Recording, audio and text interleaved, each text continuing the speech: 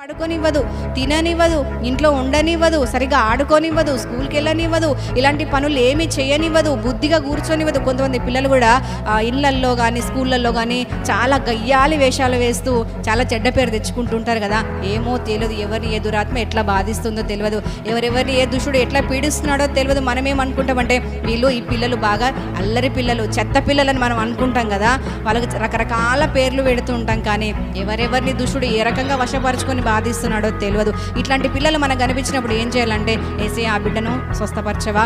బాగా ఈ పిల్లవాడు లేదా ఈ స్కూల్లో మనం చూస్తున్నప్పుడు, మన ఇళ్లల్లో చూస్తున్నప్పుడు, ఈ స్త్రీ లేదా ఈ పురుషుడు లేదా ఈ అమ్మాయి ఈ అబ్బాయి వీరు చాలా చిల్లరగా ఉన్నారు, చాలా బూతులు మాట్లాడతారు, అందరితో గొడవలే, అందరితో అల్లరే, అందరితో డిస్టర్బెన్సే. ఈ మనిషిని జ్ఞాపకం చేసుకోవా, ఈ బిడ్డలో ఉన్న దురాత్మను వెళ్ళగొట్టవా. లేదా చెడ్డ అలవాట్లు, ఒకవేళ వారి మనస్సే మొండి మనస్సు అయితే ఈ మొండి మనసు తీసేయవా. ఇలాంటి ప్రార్థనలు మనం మనసులో చెయ్యాలి, వాళ్ళ కొరకు దేవునికి చెప్పాలి. నేనైతే చేస్తా. ఎక్కడైనా గొడవ అవుతున్నప్పుడు నేను దూరం నుండి చూస్తూ ఆ గొడవ ఆగిపోయేలా సహాయం చేయవా యేసయ్య.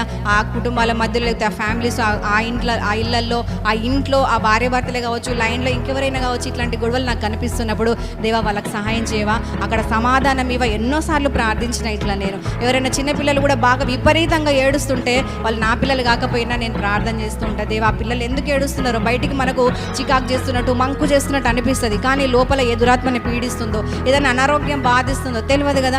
అందుకని నేను ఏం చేస్తుంటా అంటే, చిన్నపిల్లలు ఏడుస్తూ కనిపించినా కూడా ఆ పిల్లల్ని ఏ సమస్య పీడిస్తుందో విడిపించు దేవా అని చెప్పేసి ఇట్లాగ నేను ప్రార్థిస్తూ ఉంటా. అట్లాంటి ప్రార్థన మనం మనసులో చేసుకోవాల్సిన అవసరత ఎంతో ఉన్నది.